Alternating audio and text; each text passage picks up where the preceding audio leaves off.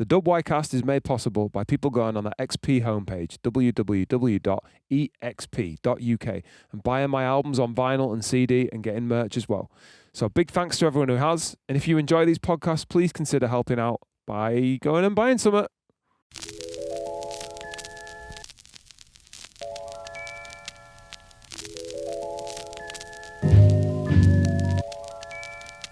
Hello, and welcome to the second series of the WYcast. I'm ExP, a hip-hop musician based in West Yorkshire, WY. I made a decision in the last year or so that I should invest time in helping promote and support the West Yorkshire hip-hop scene that I know and love so well. A scene which has supported my involvement in music for over 2 decades. Yes, I am that fucking old. Last season I spoke about my wish to talk to those involved in hip-hop in West Yorkshire, and I said I'd expand my search out to soul and jazz as well, but a spreadsheet I've inevitably put together puts the number of active MCs and producers in West Yorkshire at approximately 200, and I'm finding out about new people every week. Therefore, at this rate, this will probably be a West Yorkshire hip-hop specific podcast for at least the next 7 years? If you're an active and involved West Yorkshire hip-hop artist, I will want to speak to you at some point and find out what it's all about for you. There's not much method to who I choose to get on, but I insist on doing these outside, so there's West Yorkshire scenery in the background where possible. And the weather has absolutely trolled me in a lot of cases. I'm meeting people I have a lot of history with and people I barely know, all with the intention of connecting WY hip-hop artists and giving you, the listener, a chance to know the people behind the great music they make. And on this episode of the WYcast, it's Marcus Jack. Now, Marcus Jack doesn't think he should be on this podcast because I don't know why. Well, he's not a rapper or a producer, but he is an artist, a fantastic artist who draws incredible pictures of MCs, but also, and maybe more significantly, he put on an exhibition called From NY to WY, talking about how hip-hop moved and was taken on board by people from West Yorkshire and took accounts from all sorts of people and put an exhibition up in Halifax, his local Halifax, and yeah, the guy is just a legend and just has so much love for hip-hop and the West Yorkshire area in general, so I just had to get him on. Marcus Jack, it's fucking on, bro. Hey, mate. How you doing, lad? You doing all right? Yeah, really good to see you, man.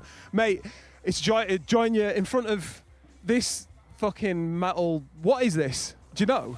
It's a giant sheep. You were suggesting you were like I think there used to be like an art company down at Dean Clough who made stuff out of scrap metal, and this became a thing that they, I don't know. It's it because awesome. you're based out of Dean Clough, and we were like, oh, we could go here, could go there. Oh, there's a big fuck off sheep actually.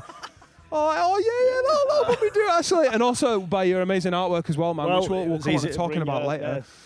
You're a fucking bit of a stalwart, and I've only really when I first heard of you, bro, was when you got in touch with me and you were putting on the from New York to West Yorkshire. That's right. Art exhibition. Which and you're how long have you been an artist for? First of all, I don't even know how old you are, bro. Well, when's your birthday? All right, get ready for this. I'm 56, right? So I've always been a graphic designer. Yeah. Brought 2 adult daughters up. So and then it came like they're looking after themselves. So I've got a bit of time on my hands. Yeah. So then I just started painting. Basically, to get that first show, I thought, oh, I'm going to get an art show. Yeah. So is that your first ever art show? Build a room full of paintings. So I thought I'll do 25 paintings. What shall I paint? I love hip hop. So I painted my favourite MCs. Yeah. And then I took it to the guy down here, Dean Clough, and he said it'd be great if I could make it contextualised for West Yorkshire. Yeah. Which really tickled me because I'm thinking, from Halifax, I know people who love hip hop, but there's not a scene as such, like compared to the rest of West Yorkshire. Yeah. So I was thinking, how could I get around that? And obviously, I messaged you out of nowhere. For some reason, I thought you'd be up for something. Where did you hear my name from? Not that I'm trying. It's about me. I've been into Flame Griller and that, but not for years and years. Yeah. But obviously, and then your solo stuff. I just love. There's something about West Yorkshire rap. I think that it's kind of it fits with the rap beat. You know this. The sounds of the vowels and the all that, the consonants. Sounds right, doesn't it? And it sounds right compared to even other parts of Britain. Yeah. But I always loved British MCs anyway. I always tried to follow, even from like what Hard as Hell, like back in the 80s. Right, as soon as hip hop come out, I was into it. Right. How did you get into it then? Because what does 56 work out as? I can't even really work out your birth year. Was that 70s or some shit? Was that? So basically, I'm a punk, right? And then as soon as I heard Beastie Boys and Schoolie D, I was like, that is punk. Life-changing shit. Right. So I was going at all the early Def Jam tours with my mates. We all fucking loved it. So Run DMC, Schoolie D live. Public Enemy and that. So it's all them guys. Yeah. Fuck. Manchester International as well, not on the big ones. So it was. Yeah, intimate. Honestly, so yeah. body count, things like this. So Yeah. So that was anyway. So I built this. I painted like 35. I mean, 20. I don't know. It was about 30 wrappers in. It was called gold chains in gold frames. Yeah. And then I just, for some reason, I thought I'm going to message you, see if you're into it. And, and you, the nutter that you are, you're like, yeah, fucking. Yeah. First time anyone's really commissioned me to write something, do you know what I mean? Brilliant. For a specific point. The deal was, I'll paint you if you do me a song for this. Yeah, and it was like, yeah. Let's trade out. Oh, well, like, fucking I'm into great. that. I love that. And it was brilliant. I was fucking couldn't believe it. I've got that pride of place. So he drew, you drew a portrait of me in this gold chain, gold frame style. And like, it's like you walk into my living room and it's right brilliant. there. Oh, I love but it's proper. I don't know whether you saw The Sopranos, but it is a bit like, the horse. Yeah. It's a bit Tony Soprano with the horse. That's amazing. Me, by the way, everyone. You know what I mean? But at the same time, it's such a sick it's picture. Funny. I love that. And it's got the dub wire and everything, man. So it's like it's perfect for what it is. And then we got unlucky, didn't we? Because this was 2020. That's when we were going to do the launch of the thing, and then fucking it all happened, didn't it? The whole thing. Came. Well, we had the flood here first. So the flood before the COVID in January. So we were going to do a gig, then it got flooded, and then it was COVID, and then there was a year we couldn't do it. Then we booked it at the Lantern. Oh shit! And then the Lantern went to shit. Yeah. We paid the deposit on that. Oh shit! Is that deposit disappeared into nothing as well, didn't it? Yeah. But eventually, 2022, you come.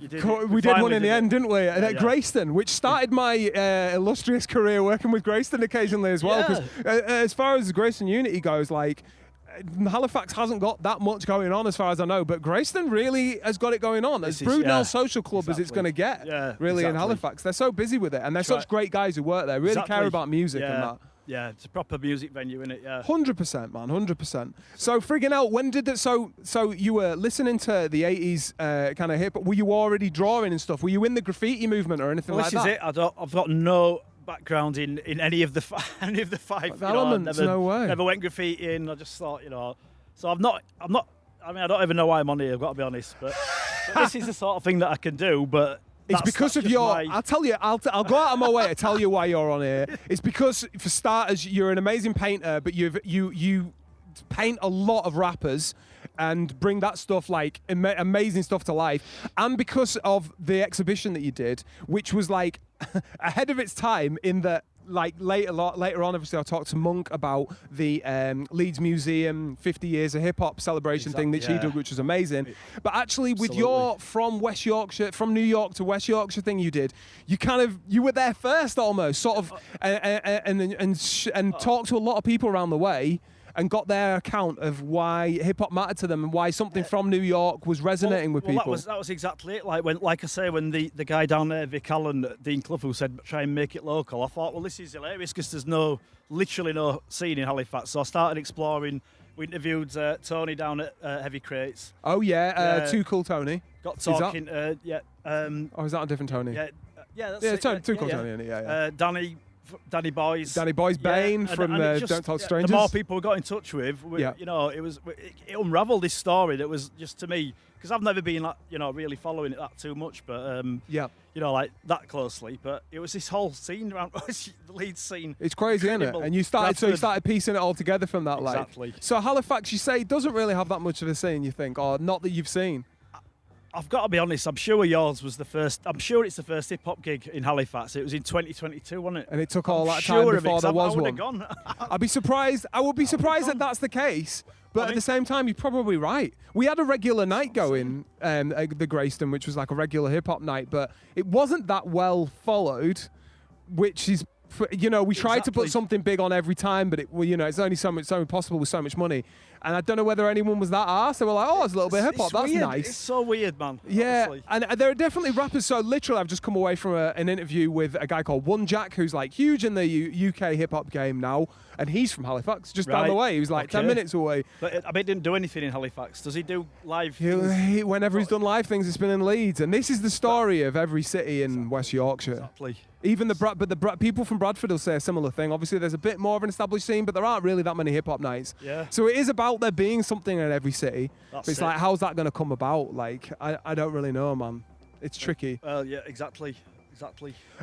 So with the West Yorkshire, with the from NY to WY stuff that you were doing, when it was able to be shown, like, what sort of feedback were you getting on? Like, were locals sort of I think so. I mean, most people I know, we're into rock music or whatever, and we love hip hop, just to listen to at home. But I don't. So I think everyone appreciated the fact that it was like something that was a bit more modern than what you get in an art gallery with the abstracts or whatever. I mean, I couldn't paint an abstract. I'm not interested in that. I'm into pop art, obviously. Yeah. So that's how I would express myself, and I think a lot of people responded to that. Yeah. Also with the time with the song, and then we had like the props down there to get your photographs taken. Yeah, that was so cool. everyone were bringing like classes down and stuff. So I think it got really good feedback. Yeah. It kept getting broken up by the lockdown. You ever thought? Have you still got those? Are they some of them are at the bottom of the Grayston, aren't they? Some of the gold chain ones. I've done a couple of shows since then, so Have a you? lot of them. Some of those are in there, but would you do another? Have you kept all that stuff? Could you Sold a few exhibit? Oh, did you? Yeah. Is that how you make most of your coin, selling those? I'm just trying to. If people are interested in them, I'll say, look, I'd rather sell it and someone else has got it. Then I'm just stashing them up in the studio. Nice. Which ones, out of interest, sold? Just the characters I'm interested in. Do you know Pete Monsoon? Pete Monsoon, is that one of the rappers that you do? He bought, he was obviously at the earlier pop, he bought LL Cool J. And, nice, that was a good one. The one that was like that as well. You've used that a few things for that. Yeah. Because you were going to bring Biggie down, but you were like, that's being exhibited somewhere else. Yeah, that's a new one. That's a more new one. That's going in a new show down at Dean Clough that's just starting next week. Oh, nice. So 3 weeks ago. Dean Clough Artist Biennial, so that's, Dean Clough Artist. And so it's sort of exhibiting you guys. Of the Dean Clough Artists, all the artists that are down there, there's quite a community down there. Yeah. And they're all they've got like 3 meters to fill, so I've put that in, and Falling Down Michael Douglas painting, which are both like 4 by 3 foot. Yeah. So it's get down there. yeah, you've got a man. Yeah. What is it about, like, because you do seem to draw a lot of hip hop. What is it about that? Is it just that era and what it captures for you, or is it just the imagery of it? Look at the look, so iconic, isn't it? I mean, and it is early hip hop that I've been painting, obviously. So it's to me, it's just punk rock. Hip hop's always been punk rock, and I mean, and you don't know this, but I was in a band where back in the 90s, late 80s, really. We're called and all this stuff when you're representing West Yorkshire scene and that, I really appreciate, because we were called HX2, which is Illingworth. Yes. There was 4 of it. We had like vinyl out, so a lot of the stuff you talk about, and all these rappers, I love all these podcast shit, because I'm like, getting the vinyl pressed. We did all that. Yeah. We did 3 years down playing the Peace Hall. It's summer. It was like one of the early. And it's honest to God, What sort of genre was it? Punk, was it? It was punk, yeah. What were you playing? In my head, I was a singer, so I know writing lyrics. No way. In my head, I was writing. I was listening to Cypress Hill and whatnot. I was writing rap lyrics, and I was referencing in HX2 like a typical day in Illingworth. And you're asking why you're on this? You were writing raps in 82 and shit. No, I didn't know that. That's why I'm here. I just made the link. I'm like, because what I love about your energy is like the way you're representing you're bringing this podcast. It's a force of nature. What you're doing, and bringing all these people that are let's love West Yorkshire scene. Yeah. And I really identify with that. Yeah, it's massively. fully. It's like you're self-mythologizing and all that stuff. Well, I get it all. Self-mythologizing is a beautiful way of explaining that. I've said this a few times, but I'm going to say it till I'm blue in the face. I want it to be a point where we're going to record stores and there's a hip-hop section and a West Yorkshire hip-hop section. It should be fucking Northern Soul, do you know what I mean? It's its own scene, and, people should be coming to West Yorkshire because there's hip-hop going on here. And it's not like we don't have the artists, we just don't have the infrastructure. So having something like this podcast is just another platform that people can maybe get on, talk about their own shit, and you find out more about them. So, and I appreciate you saying about Force and Nature, because talk about Force and Nature, bro.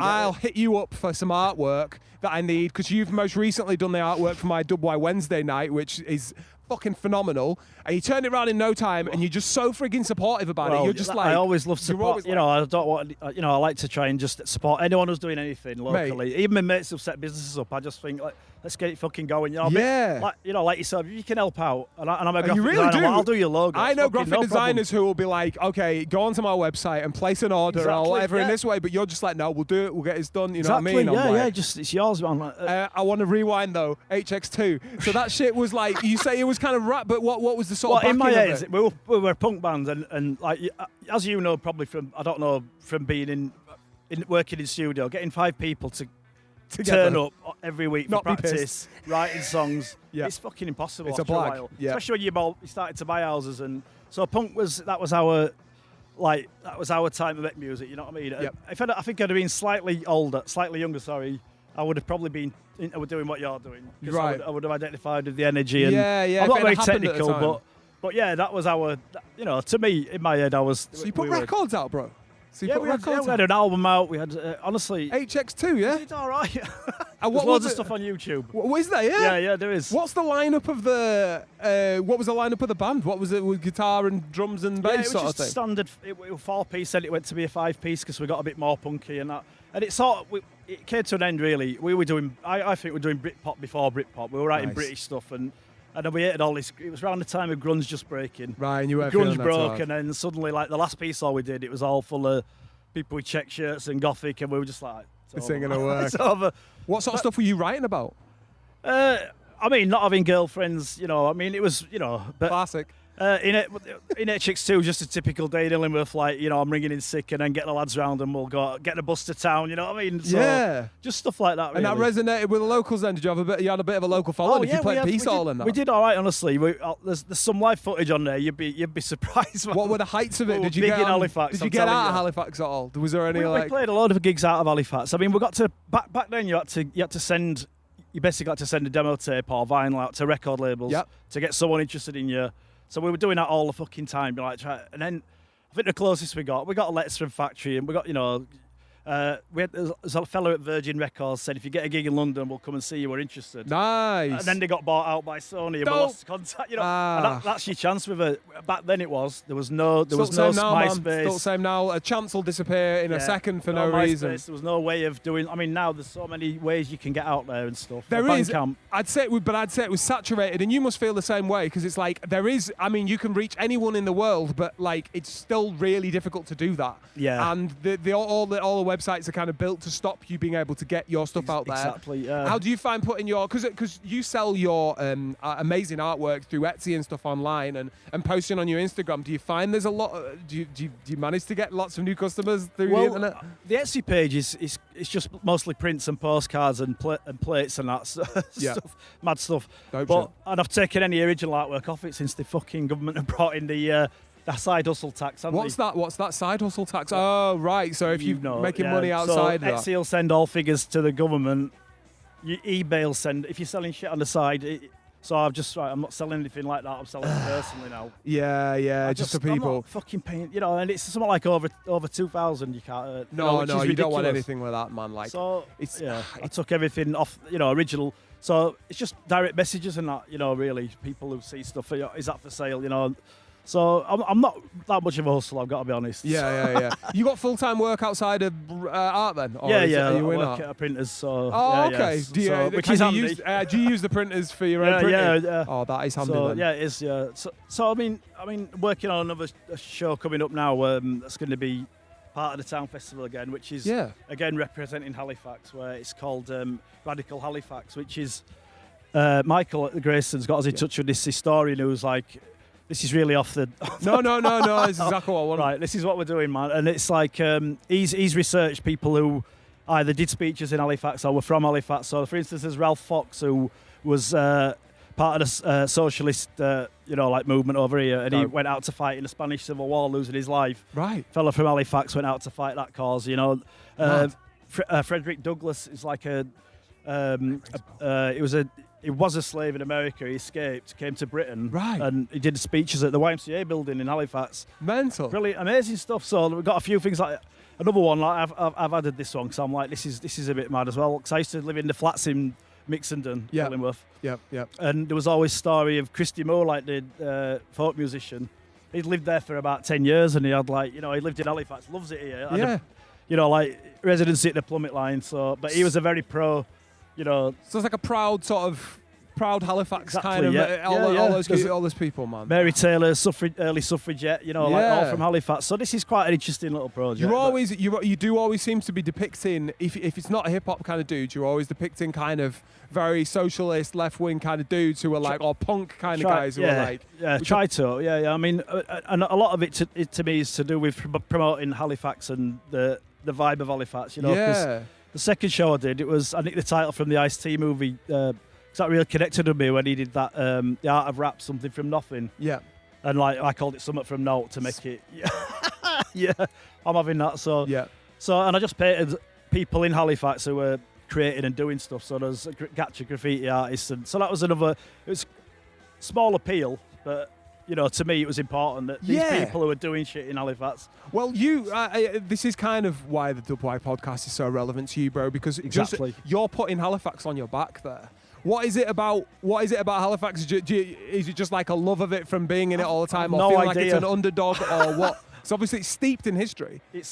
And I think most people would probably, if it's not the Peace Hall, people might talk about what's her name, the Gentleman Jack one who was on TV. Exactly, I can't remember what her name is. I try and avoid that one because that's got enough publicity. But doesn't it? I get what you're saying. What I'm saying is like people outside of Halifax, and it's won't become know like other than Calderwood, and it like for filming everything everywhere. So it's a beautiful. I have no idea why I feel that for Halifax. That one. But it's important. It needs to be. You need to put it on your back. Exactly. You need someone like you to be drawing stuff like that. My daughters are like this when they said I don't feel like that about Halifax, which is sad, but I can totally get it. One of my daughters moved to Leeds, and my younger daughter who still lives in Halifax, and that she's just said I don't feel that, but it might come with age. I don't know. But obviously, if I was in a band called HX2 and we were trying to, we put me and my mate, it was a DJ Sean. We used to put raves on all over Halifax. So just anything with a bit of just try to get something going. One thing I'll say about like West Yorkshire in general, everywhere apart from Leeds, any city you can name apart from Leeds in West Yorkshire, people will be like, you'll either have two sides of them, and they'll be like either proud as fuck as you are of Halifax, and as I am of Bradford, because that's where I'm from originally, despite being a fucking sellout and living in Leeds now.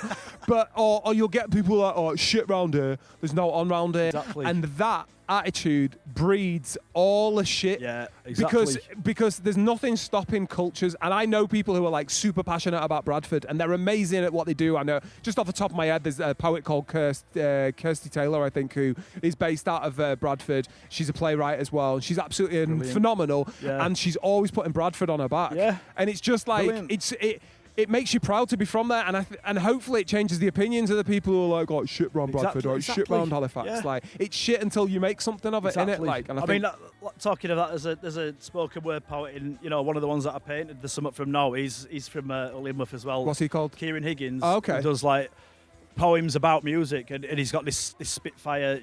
He's into rap and all that, but and he just does these really fast, like songs about ska and. Brilliant, music related, a lot of it. Yeah. Fantastic, Mate, there's just so much talent around there. Exactly. So I suppose like now I'm getting towards retirement age. That's why I've got more time to paint. You look fucking great. For 56, might I just say. But for retirement age, are you literally going to pack it in at 65 or whenever you're allowed to pack it in? You can't, though, can you? I mean, Not really, no. And I think there's something with rap music where all the, a lot of the original guys are getting older now, aren't they? But it's like the blues guys, isn't it? They're sat on the porch. Yeah, still rapping. Still doing it. Yeah, still playing the guitar. You're not going to go when you're going to put that down, John Lee Hooker, are you? Well, there was a bit of a like, oh, you can't be old and do it. But a lot of them are stuck with it. And like Rakim's just about to put an album out in his 50s, I swear. Yeah. Like, and this kind of thing. Like, and the way you've done it, obviously you talk about what's relevant now, which is getting older. I should still be able to do it when I'm 50, 60, exactly. I would hope. But I get why, do you know what? I get why a younger generation wouldn't necessarily resonate with that. One thing about hip-hop is it has a real turnover at that 16 to 25 age group level, where suddenly, like, when you get to 25, the 16-year-olds, you're like, I'm not feeling that. But they're like, well, we're not feeling you. Fuck you. I remember seeing one of the Beastie Boys talk about that. What were they saying? They were talking to him about, like, trap or something like that and he's like, look, whether or not I'm feeling it, it doesn't matter. They don't give a shit about me. They don't know who I am. Exactly. And they don't need to know who I am. Whereas you'll get some older rappers who's like, oh, you need to respect your peers and look back and you need to have respect for it. And I think there's this whole thing where two sides with hip-hop where it's either like just refreshing in you, or it's like, oh, you got to respect your elders. And I think you can't have too much of that. I love the Year Zero approach. Don't get me wrong, because that's what basically punk was. It was playing rock music, but doing it its own way. Do it this way now, and so I get that as well. Get the energy, and I think it is a young person's thing, isn't it? Yeah, definitely. I mean, there's stories that I love, like you talk about the Beastie Boys. There's like, I always love this crossover between punk and hip hop, and they were obviously the key to it. And I remember there was a story I read. Ad Rock was on one extras at DVD. Yep. And he says he had like, I don't know, $2,000. And it was in the second-hand shop, and he's like, I want the Rickenbacker, Paul Weller Rickenbacker on the wall. And then he's like, wait a minute, what's this drum machine over here? And it was like this moment when he went, I'll get that. And that's the one that he made the beats for LL Cool J on. What? So, and I'm like a turning point in the fucking history of rock. Yeah. Beautiful. I love shit like that. Yeah. Like, for instance, and it's surprising however other people are into. Like when Limp Bizkit played, I think that's probably the best crossover between hip hop and rock. It's certainly where considered it's got to the be. proper rock, fucking crunch. But the hip hop as well, But and even the co-signed attitude. by Method It's more Man about and his Premier attitude, and isn't it? He's not a brilliant rhymer. No, he's not an anything. amazing rapper. He was a good singer, but some of his lyrics were pretty good, especially the song stuff. I absolutely loved Limp Bizkit. That's what I mean. And nearly everyone you know loves both. And like for instance, I posted shit on Facebook and I am Monkey. He's like, I love Smash as well. You're like some really obscure band from like you can early tell 90s. by his music style actually, a Monkey that he likes that kind of stuff. You can hear that influence in him. And a lot of time we were trading rap lyrics that had punk in the title. I was trying to find. I've been collecting these for years, man. I'll send them you when I remember them. So do you know him well then? I thought when he came to the show, it's another one. He brought his daughter there and messaged me through that. Which was so surprisingly, I think. On the sly, quite a few people came that I didn't know. You didn't know, but then got to know. Obviously, as a you're not result. there all the time. No, of course. We're open like all week, and I'm at work, so yeah. So it crept through, and he really appreciated it. So I met Nick down there. He came through. Nick the cellist. Yeah. So Nick, So you don't really know who went, but a few people messaged us up, and So I was chat online with Judy Disprol and people like that. I mean, I'm not. To him. He's a really good artist. He's great. I mean, that's it. Yeah. So did you see the artwork they did for Escar the other day? Did you see that? Like, it's just mad stuff. That like brilliant. Crazy.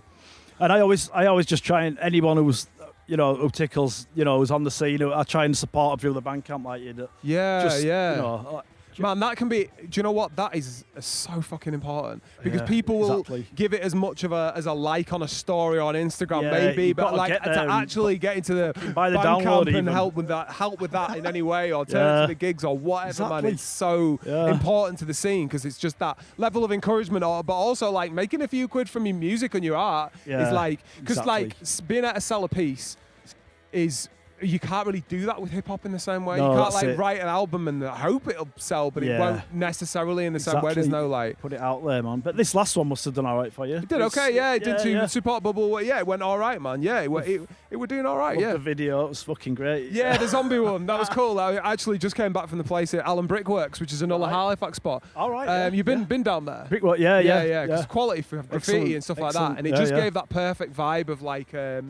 Post-apocalyptic, fucked place, like just completely hollowed out, like old factory. Well, that lyric is. I mean, when I got the album, I'm like, this is so filmic. I just knew it. When the way you just go into the story, I'm holding the dogs, you were getting ready to leave, and I'm like, you just feel it happening. That video, the video guy, Dave, did just take that and run with that. He was like, we've got an idea, can do this, we do this, and like, great, so man. I don't love the zombie film, so nice. Have you ever done? I'm just wondering whether you've done any artwork for anyone else in hip hop. Like in the West Yorkshire hip hop scene, you ever done any like? No. You need to, man. We need to get you on I can't believe you haven't produced. Did you do the artwork for your HX2 vinyl? Yeah, I did. Yeah, I mean, it was basically it was a big photograph on the cover, and I should have brought one, but to prove this. But when you're getting records out, I appreciate the effort that goes into that and getting the sleeve right and the word.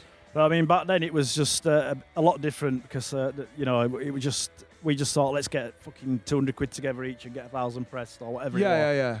So it's exciting, isn't it? Getting a piece of vinyl. Oh, man. There's nothing that excites me more, man. I just can't. I was talking to Escar about this. Just cannot get excited about digital only. So totally. You want the physical thing, especially when someone's like spent all the time like putting the artwork on it and having that physical thing right there. Is just the whole package. It's like you remember when you were younger, you listen to a record, you read in the sleeve. Yeah, it's the whole thing. It's got to be right. That's why I'm always like writing bloody liner notes and all this shit, like because you want the full. And even a record that you just turn over, I'm not like, I want it to open out as a gold. In that order, not that order. Bits and pieces, if you like it. I mean, I literally was listening to a Valdunicum that was a gatefold yesterday for samples, and I wasn't reading the gatefold because it was just like, no, Ben. But sometimes you can't. You haven't got time. Exactly. Yeah, it was obviously. But I mean, I wanted the lyrics on just because I'm like, this is fucking poetry. Everyone should know what I'm saying. Yeah. So you did. It won. But you still got copies. I'll send you some links if you can put underneath this or whatever. But I like it under the. I put a load under lockdown. I put some videos together of the songs. So it's sick. Some of the footage from the piece all. Hey. some of the footage from the Peace Hall that we did, which was like pretty. We must have had 1,000 people in the first, second one in the middle. So have you got records left for the third time? We've got a box full. Yes. Yeah, I want one, course. bro. I want one. Put one aside. Man. If it hasn't died from water damage, I'd really like to listen to it. Yeah. Well, So just own it, man. As a piece of like West York's history. Yeah, Especially exactly. like, I mean, there were. What was the first person in West Yorkshire making rap that you heard? Was it really recent? It must have been Flame Griller. Oh, surely. really? That was the first time you were like, "There's some West Yorkshire rappers." Exactly. Yeah. How did you get on the Flame Griller? Also, I've been for years and years. I want us close to the scene. I'm like, I had 2 daughters and working fucking in marketing and graphic design and that. You don't get. So I'm kind of off the scene. So I didn't really, I'm not like I follow everything slavishly. But then when I got back into, I don't know. When my daughters grew up and all that's gone, that kind of, when they're young, it's kind of a lot of time consuming stuff. Yeah. Which is, you should be spending time doing that. Absolutely. Back and sort of then I got back into it and stuff. So, but I would say probably first time was when, what's the Scottish guy who likes your stuff? Frankie Boyle.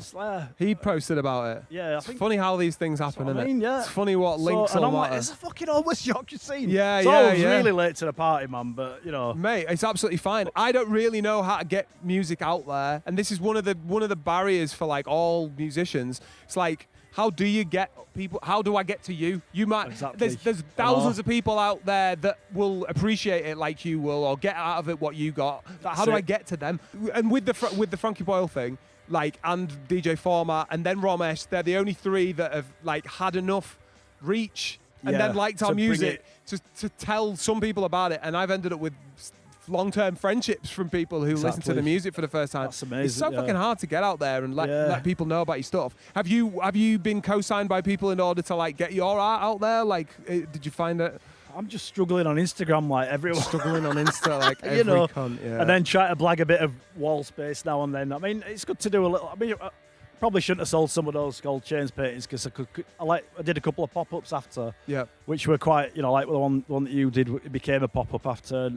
But I think it makes me paint more, doesn't it? It's like if you sell them, then you've got to keep painting. So, What is your driver for it? What is your driver for like painting? Is it just like loving it, or do you need like something exciting to work towards? Yeah, that's it. Yeah, I mean, like this photo. This is the most recent one. I did it in about a week. This just came really.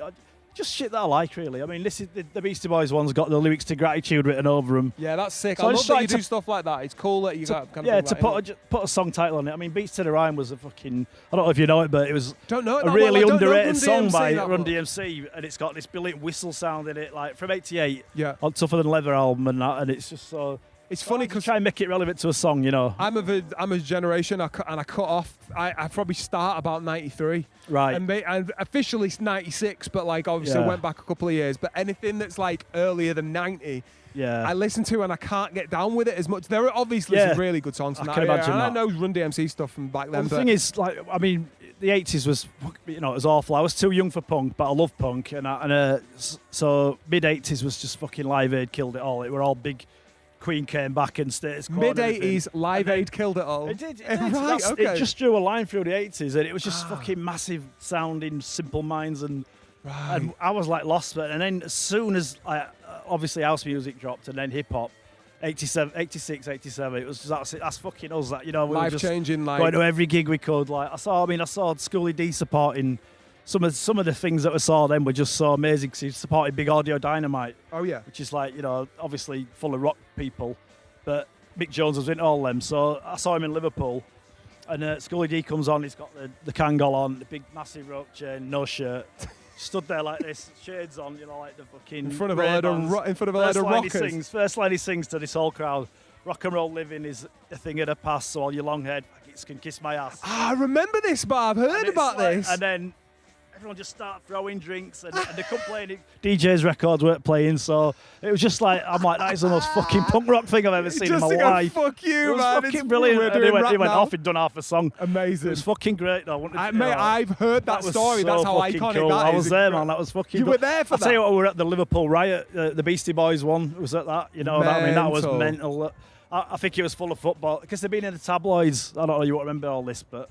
there was for some reason they were like the new Sex Pistols and everyone hated them, and they were on the front page of all the fucking tabloids. They were always doing some mad torch stuff and like doing stuff on stage. Stupid stuff like but that was really dark though, because I mean I think there was a lot of football hooligans in there that night, and so they come on stage and all cans started raining again. Liverpool notoriously again. I knew someone at college over there, so we kept going to Liverpool gigs. But yeah. So they're thinking, oh, all right. Well, and they brought some baseball bats out, started whacking these cans back into the crowd, and I think one hit a girl in the face and broke her nose or something, and then they stopped the gig. It was the same thing with Schoolie D. You couldn't play because the DJ is the music, it's the band, innit? Yeah. And all the cans are just hitting the deck. So like, you fucking idiots, we can't do the gig with, you fucking idiots. This is the band. You all shit. And then they just started rocking the speakers and shouting. Hell. Oh man, and then it's fucking hell, it really went off. It was pretty bad. The whole speaker stack came down. People were on the next thing, weren't they? Up, People were on the next thing back then, man. They just don't do that shit these days, man. Like, and in a way, is the music not passionate, or just people more chilled? Because it's just people that fuck places up anymore.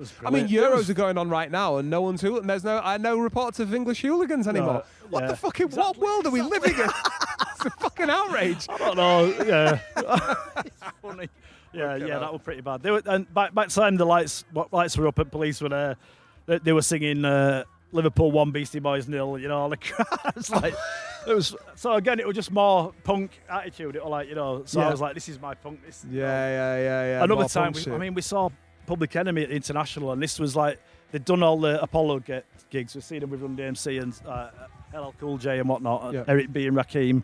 So a lot of these Def Jam tours, and then so they did one at the International, which is obviously a bit more down away from the centre of Manchester and that, and it was like a really sort of urban crowd, I'd say. And there was this thing where, because we were just punks in these middle of these gigs, like we had literally leather jackets on, like 3 or 4 of us, and we were just like, this is our music, we never felt intimidated by that, but in there was this gang of lads going around who were just literally grabbing an arm each and then going through our pockets. Oh, shit. And Chuck D, because this gig was so small, Chuck D's been watching it. And he mad respect for him for doing this. It was like fucking, honestly, put the lights up and he just said, you been watching you all night long. These lads are trying to get into the music. You're setting us back years with the message. Nice. And then he says, just get out of the venue. And it was fucking, honestly, It was really tense. How the fuck are you rapping and noticing that happening, That's man? Chuck D for you, man. Whoa, this is when they had the S1Ws doing all the moves and all that. Mate, what a life-changing dude, man. Like, changed a lot of shit. Forever, honestly, yeah. I mean, and that's why to me it was punk rock from the beginning, and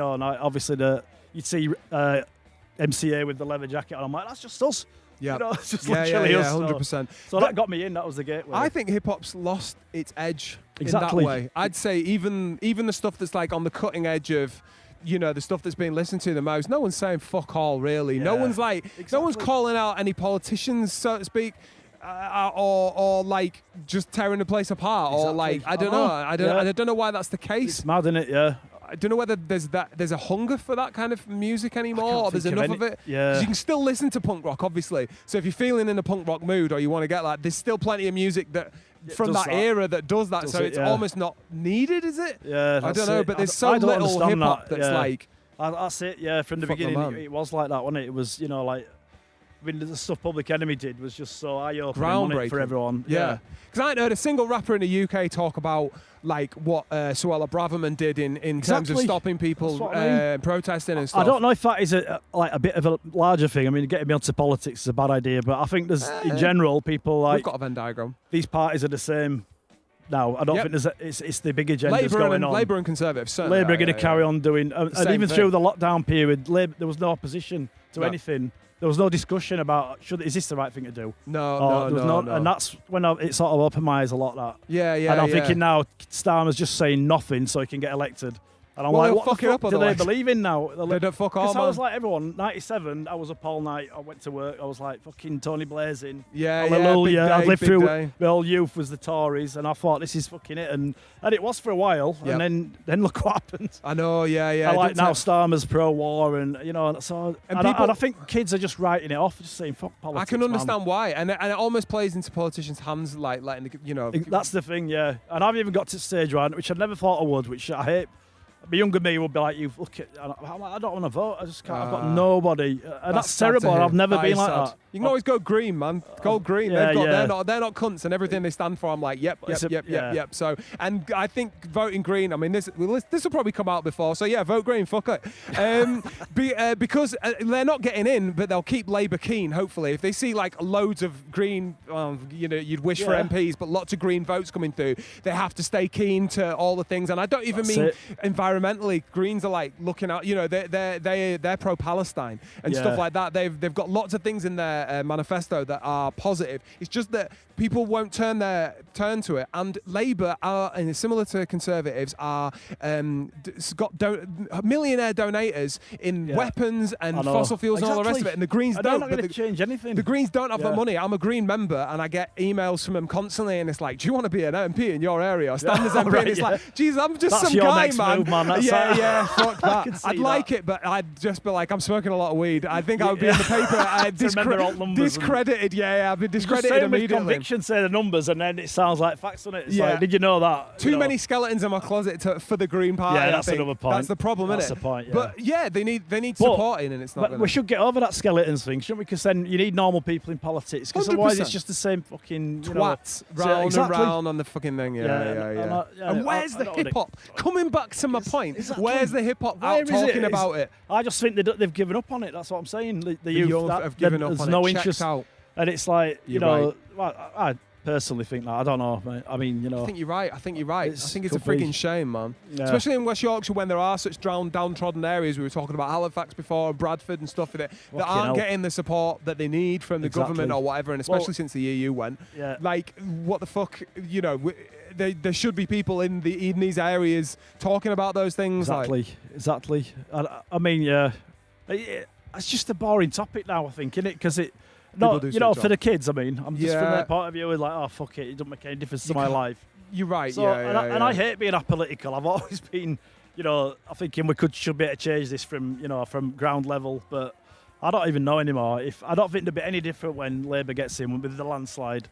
See, I think it's interesting, right? I think the punk movement was waiting to happen.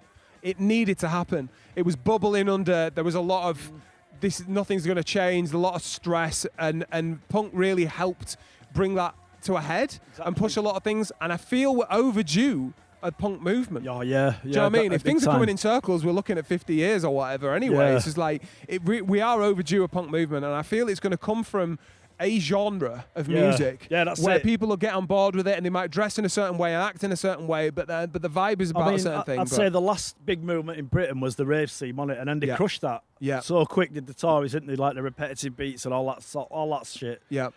I mean, we were going to raves around that time and stuff, and it was, they were quite brutal with it, weren't they? But I think that was the last uprising. What did they do? I don't know what they did about this. Well, they made that thing about you can't have collections of certain amounts of people out in a place that isn't licensed or whatever. Appealing to their over 60s voters, you can't play repetitive beats loud, So it was basically like what raves were. You can't do now. And it was an illegal, and police could come and shut them down with force and with malice, Oh, Lord. But, so yeah, I feel like hip hop is overdue a punk movement. I feel like there's a big change that's got to come at some point. Exactly. I remember when Sleaford Mods came out. That was the last sort of, and I thought that's hip hop punk really. I mean, he's just like, and I thought, this is fucking great. He's on Route 1. It's like, get rid of the fucking bass player and the fucking drummer. Yeah. Just get it on and that's it. But it were punk songs on it, rant really. And I got into that a bit, and then I mean they sold out pretty quick. So as soon as you get a sniff of money though, and then places won't book you if you're a certain type of people. I mean, most people are like that, man. Like, so and then I know I'm too old to be putting my faith in any musicians, But I was disappointed. I thought, I can't believe that, man. But so I don't know, man. What can you do? Yeah. Coming back to Halifax then, what do you think there's not enough infrastructure in Halifax to make like hip hop stuff happen? Do you think no one? Because there must be. Well, you've seen it firsthand. You put some nights on True. you with heavy hitters, didn't you? And I put two of them were massive, weren't they? Sold out. Yeah. But I think it's kind of that boom bap thing might be a bit dead for some people. The kind of more 90s-ish sounding stuff that I like the most. Yeah. You can't tell me that there isn't like a youth movement of 16-year-olds and plus in Halifax who are making the kind of music you could expect of them. But is there much opportunity for them to do it out there? Is there like fuck it, in honestly, Halifax? I've literally no one's further from the scene than I am. Yeah, I know that Grayston Unity put bands on, new talent and all that all the time, but it seems to be bands again.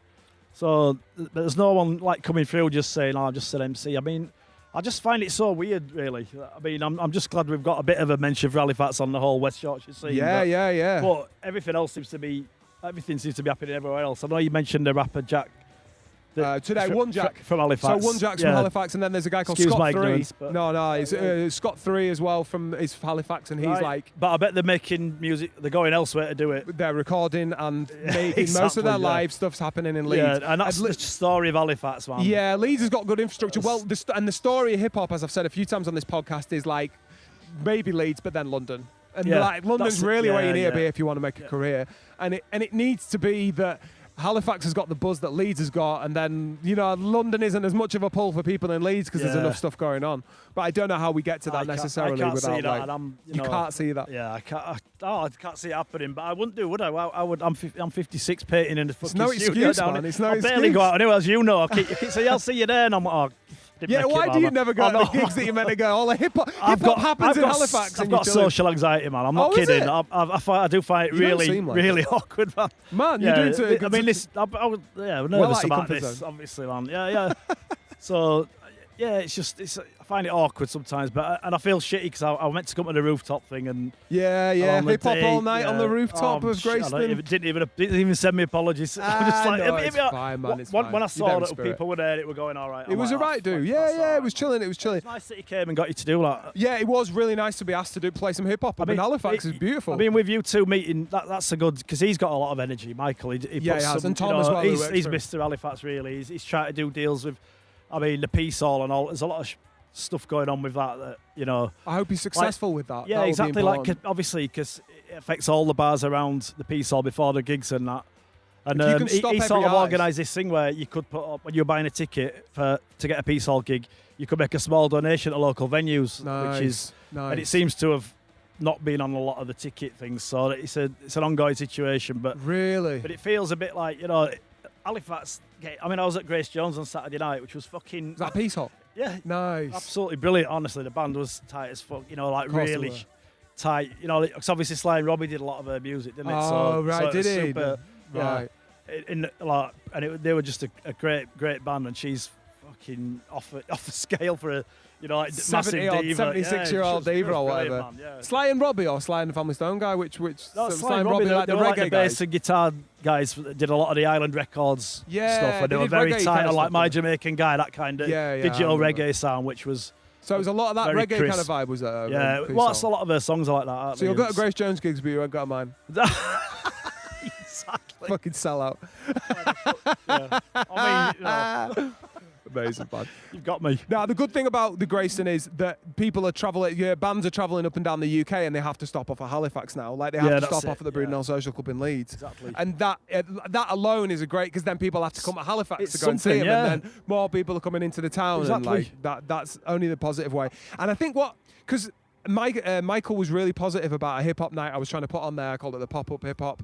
It was just because it's 45. It's an hour and a half round trip for me to come and put something on for the local township to not give that much of a shit about. It was a bit sticky. I totally understand that. But one of those things where I guess if it had kept going, maybe people would have caught on to it. More people would have gone. I went to as many as I could of those ones at the small Grayston and stuff. Yeah. And they seemed well attended, but like you say, a couple of them were less well attended. Yeah. When I put names on, there were when I put just local names on rather than fucking DJ format or whatever. Like, it would be a different thing. But honestly, trying to get people over the line. I was only talking to a guy who's promoted a gig in Leeds recently. Trying to get things over the line for that, you are begging, stealing, and borrowing for people to come through to catch your live or come to your live show, and you can lose so much money if you put that on yourself. Like, it's so scary. Like, especially with your bands, obviously, that's a fucking big undertaking, tough, man. Real undertaking, man. Like, I'm playing Sowerby Bridge this weekend, and like, I'm bringing 6 people through.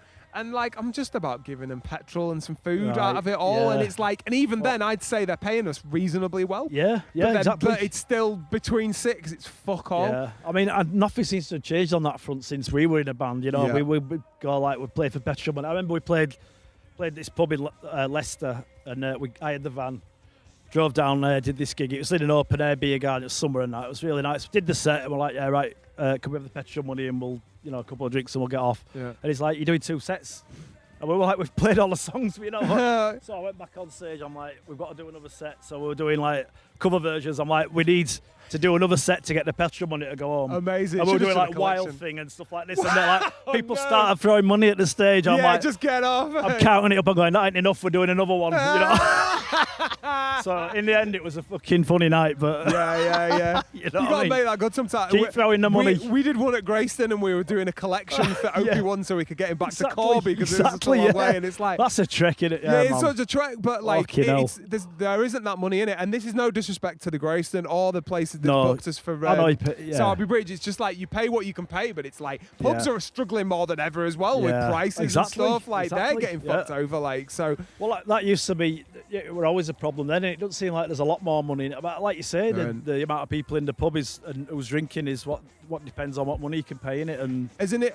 The thing is, like, pure artistry, there's so little money in it now. So like the pure, like, I want to write rap music. There isn't much money in just writing the rap music. Now, I might be able to do like some side hustle, or like I know people who do like rap workshops and stuff and go into schools and use it with that. But it's like, it's still removed from the thing that you love and that you want to create and get money for. And it's similar with doing art. There's a theory that if you're getting paid to do something, even if it's something you love, then it becomes work, and then you resent it because it's work. That is the fucking. That's the whole. That's the issue, man. Totally. It's true. And I feel all these interviews I've watched. I've listened to them all, and I just love the stories of each people you've interviewed. And then the big question is, can you do it full time? And can you? Generally, it's like no. And it's a fucking hobby. And I also think that's a blessing, man. Because if it was full time, you reckon if you were full time in the art, I'd probably hate it. Yeah, really? And at the minute, I go down a couple of nights a week, and then weekends. At your studio, this is. Yeah. So and then I get busy, like. But if I was like, I've got to do that fucking painting of blah blah that someone's kid, or I couldn't do it. I've stopped doing personal portraits commissions because I'm like, I don't know your grandma, and I'm not gonna know her. I'm not gonna, you know what I mean? But you can make a few quid from doing that, like doing that. So I'd rather not do it because I've got a day job where I do. That's work. True. Yeah, so otherwise you'd have to. That, and then in my own time, I want to do what I want to paint now. Yeah. So I had to make that decision, but I mean, you've got the studio.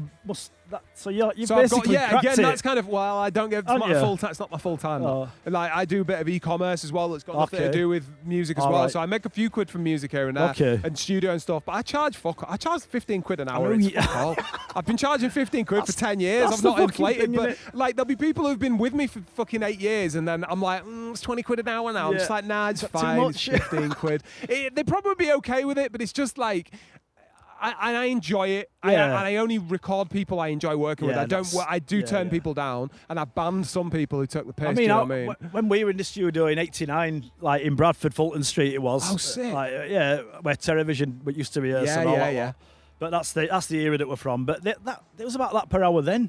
For that little studio, come on, man. I mean, people would pay more than that per hour. Nah, fuck that. 15 an hour for the local rappers, because they're not. I'm making more money from people's albums and releases than they are. Right. Do you know what I mean? Like, they're putting on Spotify and hoping like they get. I mean, how 15 quid you'd have to get tens of thousands of plays on Spotify in order to make that back, which is not guaranteeable unless then you're paying for some promotion or something, and then that's a whole thing. You know what I mean? Facebook will swallow that whole and not deliver anything but a few like Russian bots or whatever. Well, there's a thing.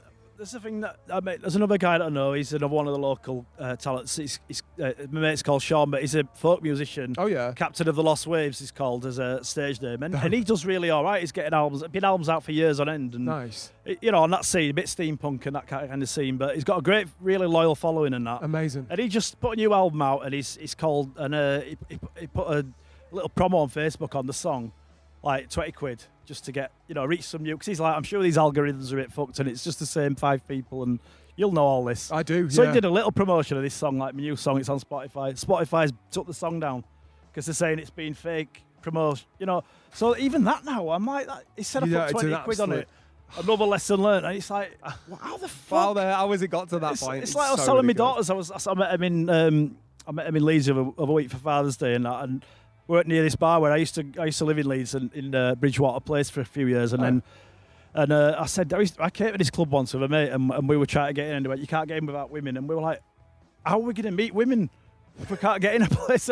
And it's like that, isn't it? You can't get in without women. It's like, yeah, we weren't allowed in without, and I was like, how are you going to meet women then? It's like, and it was like, if I had ID, I wouldn't need ID. It's this gatekeeping type thing, It's fucking mental. It's tough trying to get your art out there, man, for definite, man. So, but to be fair to you, man, you've got a couple of exhibitions like live and a few more to come. Are you just getting them through people you know, or did the new people come through all the time? The Radical Halifax one, that's going to be on in October, and I think that's going to be the speeches one you were talking about. Yeah, that's it. And the guy that I'm working with, Dan, who was like a trade unionist and a historian, he's sort of writing it all, and he's going to do a presentation around it. Sick. I'm doing a few paintings and obviously some wallpaper graphics and that. Yep. We've got a nice unit that's a big, a pop-up place. So they've got a few empty units down by the Calderdale College there. Yeah. So that's going to be quite a nice space to do. It's really well lit and that, so nice. That's pretty exciting. It's something that's off my I wouldn't have done this. I'd never gone look at the history of Halifax, but no. I'm sure it'll bring a historian type of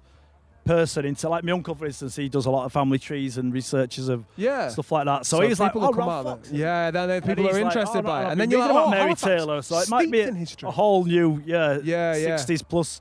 And rather than being all shit old Halifax, it's like, this place is sick. It's a different thing in it, but if you bring the same attitude to each project, like yourself, like the DIY. Pour positivity into it. It's DIY, innit? So which is what you do.